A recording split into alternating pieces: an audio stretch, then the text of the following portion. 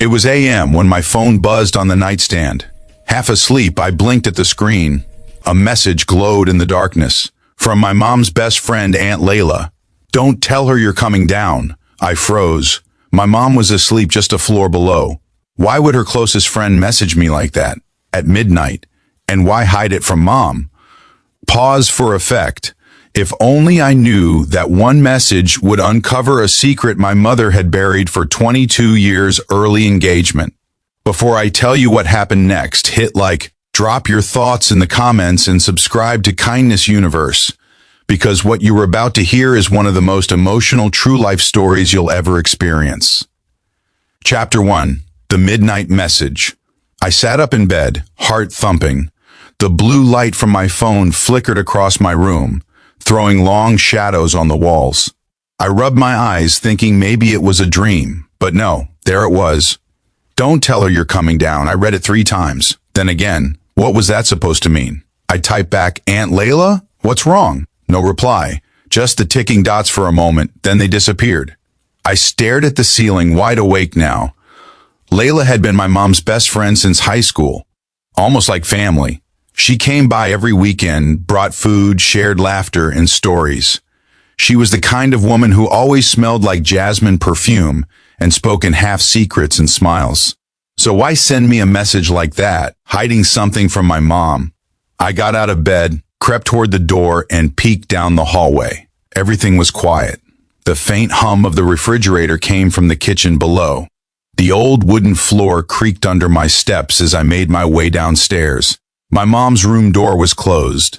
The soft flicker of her night lamp leaked from the bottom of the door. She was still awake. I could hear faint sniffles. I hesitated. Should I knock? Before I could decide, another vibration buzzed in my hand. Another message from Aunt Layla. "Please, just come down to the old cafe near the river. Now, don't tell your mom. Trust me." Something in me stirred, a mix of fear and curiosity. And something else, the sound of my mother softly crying through the door. Chapter 2. The Decision. I slipped into my hoodie and shoes, grabbed my keys, and stepped outside. The night air was cold, carrying the faint scent of rain and earth. Streetlights blinked weakly, and the city slept under a pale silver moon. The old cafe near the river was about 10 minutes away, a place my mom used to visit all the time when I was younger. I remember her sitting by the window, staring at the water, lost in thought. As I drove through the empty streets, my heart beat faster. I had no idea that this short midnight drive would change everything I thought I knew about my family. When I reached the cafe, only one light was on inside. Through the window, I saw Aunt Layla sitting at a corner table, a steaming cup of tea before her. She looked different, older somehow. Her eyes were red, her hands trembling as she stirred the cup. When she saw me, she forced a weak smile. "Adam, you came." "Of course," I said, sitting down. "What's going on? Why did you tell me not to tell Mom?" She didn't answer right away. She just stared out the window at the dark river, the streetlights shimmering on the ripples. Finally, she whispered, "Your mother doesn't know I'm here, and she can't. Not until you hear the truth." Chapter 3. The Secret Truth? I repeated, confused. "What truth?" Layla's eyes glistened. "About your father." I stiffened. Father. The man whose name I barely remembered. Mom always said he left when I was 3. No explanations, no pictures, nothing but silence. "What about him?" I asked carefully. Layla took a deep breath. "He didn't leave you, Adam. He didn't leave your mother either. He died saving her." My world tilted. I stared at her, the words echoing in my head. "Died saving her? That's not what she told me. She couldn't," Layla said. She blamed herself for what happened. Tears welled in her eyes as she continued. "That night, 22 years ago, they had a fight. He wanted to go to your grandparents' place with her. She refused. She was too tired. So he went alone. Halfway there, his car broke down near the old bridge. She drove out later to find him, but when she got there, the storm had already flooded the road. He saw her car skid and jumped in to pull her out. He saved her, but the current took him. My chest tightened. I felt my throat closing. Layla wiped her tears. Your mother never forgave herself. She told everyone he left so she wouldn't have to relive that night every time she looked at you. Silence hung heavy between us, filled only by the soft hum of the cafe refrigerator. Then I asked, almost whispering, "Why are you telling me this now?" Layla looked down at her hands. "Because she's been sick, Adam. She's been hiding it from you. She doesn't want you to worry. She's pushing everyone away, even me. But you deserve to know the truth before it's too late." My chest ached. I thought of her crying in her room earlier. That wasn't just sadness, it was pain. Chapter 4. The Midnight Return. When I returned home, the house was silent again.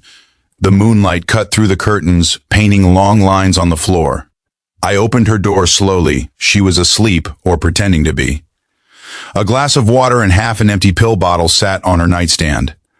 I sat beside her bed quietly, looking at her face. The faint lines, the tired eyes, the gentle rhythm of her breathing.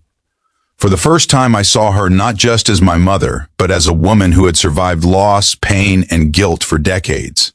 I wanted to tell her I knew. That I understood, but I remembered Layla's words, "She's not ready yet." So I just sat there in silence, holding her hand until morning. Chapter 5, the letter. The next day, Mom acted like nothing happened. She made breakfast, hummed softly, smiled faintly when I asked how. She slept, but something about her seemed fragile, as if one wrong word would shatter her. That afternoon, I got another message. From Layla again. "Check the old photo album under her bed. You'll find something there." When Mom went out to buy groceries, I lifted the old box from under her bed. It was dusty, heavy, and full of faded photographs. There were pictures of her and Dad, laughing, dancing, holding me as a baby, and tucked between two photographs was a sealed envelope addressed to me. My name, written in my father's handwriting. Hands trembling, I opened it. "My dear Adam, if you're reading this, it means life took me before I could watch you grow. But I want you to know one thing. Your mother is the bravest soul I've ever met. She carries the weight of my mistakes, my choices, my love. Take care of her when I'm gone, and when she finally tells you the truth, forgive her. Not for what happened, but for what she couldn't say. Love always, Dad." Tears blurred my vision. The words felt like an echo from a life I never knew.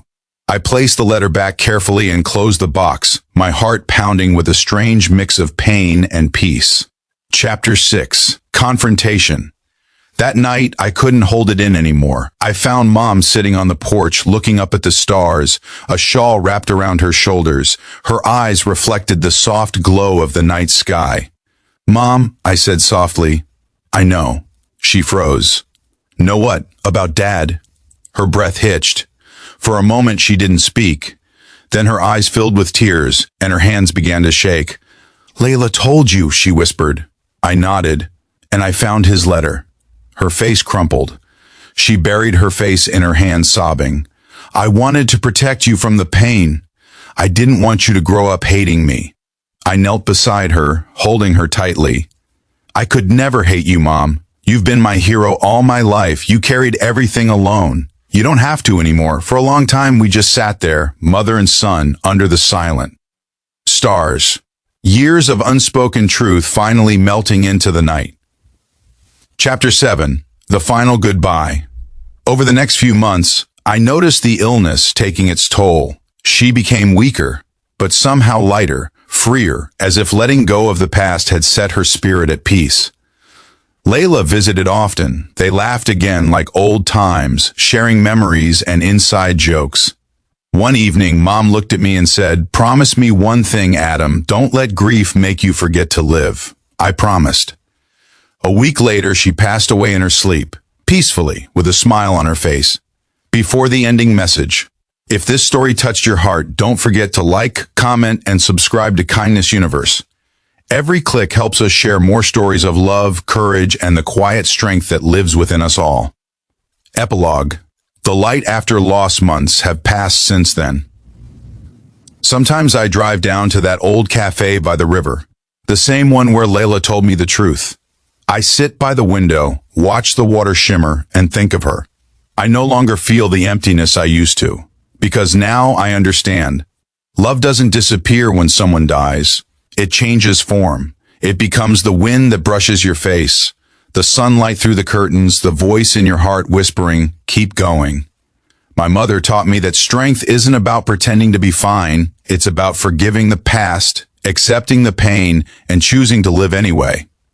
Ending message.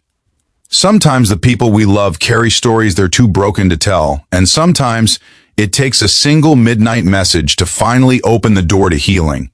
If you've ever lost someone, or if you're holding pain you never spoke of, remember this: love doesn't vanish, it waits, and when you're ready, it finds its way back to you.